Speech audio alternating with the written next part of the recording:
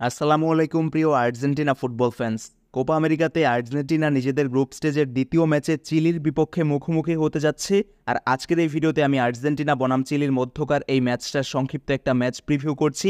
বিস্তারিত সকল update match পূর্ববর্তী সময়ে আপনাদেরকে জানিয়ে দেওয়ার চেষ্টা করছি। তো শুরুতেই যদি আর্জেন্টিনা বনাম চিলির মধ্যকার এই ম্যাচের ম্যাচ টাইমিংটা আপনাদেরকে জানিয়ে দিই।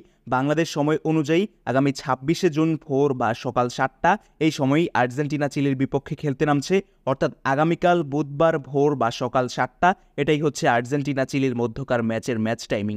এরপর যদি লাইভ টেলিকাস্ট ইস্যুতে চলে আসি, যেহেতু কোপা আমেরিকার ম্যাচ আর কোপা আমেরিকার ম্যাচগুলো কিন্তু বাংলাদেশ থেকে এবার টি স্পোর্টস বাংলাদেশের এই একমাত্র অফিসিয়াল স্পোর্টস চ্যানেলে দেখানো হচ্ছে, অর্থাৎ টি স্পোর্টসের মাধ্যমেই কিন্তু আপনি ইজিলি আর্জেন্টিনা বনাম চিলির মধ্যকার এই ম্যাচটাও দেখতে পারবেন। এর বাইরেও টি স্পোর্টসের অ্যাপস কিংবা ওয়েবসাইটেও কোপা আমেরিকা লাইভ সম্প্রচার করা হচ্ছে। তাছাড়া সবসময়ের মতোই নানান আনঅফিসিয়াল অ্যাপস ওয়েবসাইটের মাধ্যমেও কিন্তু আপনি এবার কোপা আমেরিকাটা আগের মতোই দেখতে পারবেন।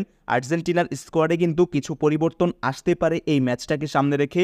সত্যিকার অর্থেই চিলি আর্জেন্টিনাকে বারংবারই ভুগিয়ে এসেছে, আর তাই কঠিন এই প্রতিপক্ষকে মাথায় রেখেই লিওনেল স্কালোনি খানিকটা স্ট্র্যাটেজিক পরিবর্তন আনবেন, এমনটাই কিন্তু আর্জেন্টাইন সংবাদ মাধ্যমগুলো বলছে।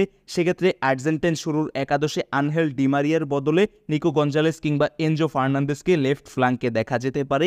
এরকম একটা পরিবর্তনের আভাস কিন্তু ইতোমধ্যেই আর্জেন্টাইন মিডিয়াগুলো দিচ্ছে। তো এরপর যদি স্কোয়াড আপডেটে চলে আসি, শুরুতেই আর্জেন্টিনার স্কোয়াড কেমন হতে পারে সেটাই জানাচ্ছি। গোলবারের নিচে এমিলিয়ানো মার্টিনেজই থাকবেন। ডিফেন্সে Nahuel Molina, Cristian Romero, Lisandro Martinez এবং মার্কোস অ্যাকুনা এই চারজনকেই দেখা যেতে পারে। মিডফিল্ডের লেফট ফ্ল্যাঙ্কে আনহেল ডিমারিয়া থাকবেন, আর তিনি না থাকলে সম্ভবত শুরুর একাদশে নিকো গঞ্জালেস সুযোগ পাবেন। তার সাথে Rodrigo De Paul, Giovani Lo Celso এবং অ্যালেক্সিস ম্যাকঅ্যালিস্টার থাকছেন। আর লিওনেল মেসি এবং হুলিয়ান আলভারেজ একেবারে ফ্রন্ট লাইনে বা ফরওয়ার্ড হিসেবে থাকবেন। অর্থাৎ আর্জেন্টিনা কিন্তু 4-4-2 এই ফরমেশনে চিলির বিপক্ষে খেলতে নামবে। মিডফিল্ডে এক্সট্রা একজন মিডফিল্ডার নিয়ে খেলতে নামবে, এমনটাই কিন্তু অন্তত আমার কাছে মনে হচ্ছে। এরপর চিলির শুরুর একাদশটা যদি আপনি দেখেন, সত্যিকার অর্থেই শক্তিশালী একটা শুরুর একাদশ নিয়েই চিলি আর্জেন্টিনাকে মোকাবেলা করবে। গোলবারের নিচে তাদের ক্লদিও ব্রাভো অভিজ্ঞ এই গোলকিপার রয়েছেন। ডিফেন্সে দিয়াস কিংবা সুয়াজোর মতো অভিজ্ঞ প্লেয়াররা রয়েছেন। মিডফিল্ডে পুলগার, দাভিলার মতো প্লেয়াররা রয়েছেন।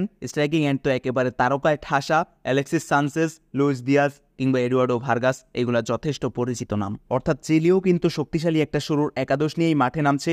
আর্জেন্টিনাকে কিন্তু চিলির বিপক্ষে সত্যি কঠিন একটা পরীক্ষা দিতে হতে পারে। অন্ততপক্ষে চিলির স্কোয়াড আপডেট কিংবা সাম্প্রতিক পারফরমেন্স এমনটাই সাজেস্ট করছে। তবে আর্জেন্টিনা যদি নিজেদের দিনে একেবারেই স্বাভাবিক ছন্দময় ফুটবলটা খেলতে পারে, তাহলে অবশ্যই চিলির বিপক্ষে জয় পাওয়া উচিত এই ইনফর্ম আর্জেন্টিনা দলটার। যাওয়ার আগে যদি চিলির বিপক্ষে আর্জেন্টিনার head to head match result আপনাদেরকে জানিয়ে যাই। এখন পর্যন্ত চিলির বিপক্ষে আর্জেন্টিনা 95টা ম্যাচে মুখোমুখি হয়েছে, যেখানে 62টা জয়, 25টা ম্যাচ ড্র এবং 8বার চিলির বিপক্ষে আর্জেন্টিনা হেরেছে। অর্থাৎ বুঝতেই পারছেন সাম্প্রতিক পারফরমেন্স কিংবা হেড টু হেড ওভারঅল সবকিছুর বিবেচনাতেই চিলির বিপক্ষে আর্জেন্টিনা এগিয়ে থাকলেও নিজেদের দিনে চিলি আর্জেন্টিনাকে চ্যালেঞ্জ জানানোর জন্য প্রস্তুত থাকবে। তবে লিওনেল স্কালোনির এই স্কোয়াডটাও কিন্তু এবার কোপা আমেরিকা টানা দ্বিতীয়বারের মতো জয় করার মিশনে রয়েছে। তারাও কিন্তু নিজেদের সর্বোচ্চ চেষ্টাটাই করবে। দেখা যাক এক্সাইটিং এই ম্যাচে আর্জেন্টিনা বনাম চিলির মধ্যকার এই ম্যাচে কোন দল জয় তুলে নিতে পারে। আর্জেন্টিনা যদি জয় তুলে নিতে পারে, তবে অবশ্যই আর্জেন্টিনা নেক্সট রাউন্ডে কোয়ালিফাইংটা নিশ্চিত করে ফেলবে। আর্জেন্টিনার আরও একটা এক্সাইটিং ম্যাচ দেখার আমন্ত্রণ জানিয়ে আজকের এই ভিডিওটা এখানেই শেষ করছি। ধন্যবাদ সবাইকে।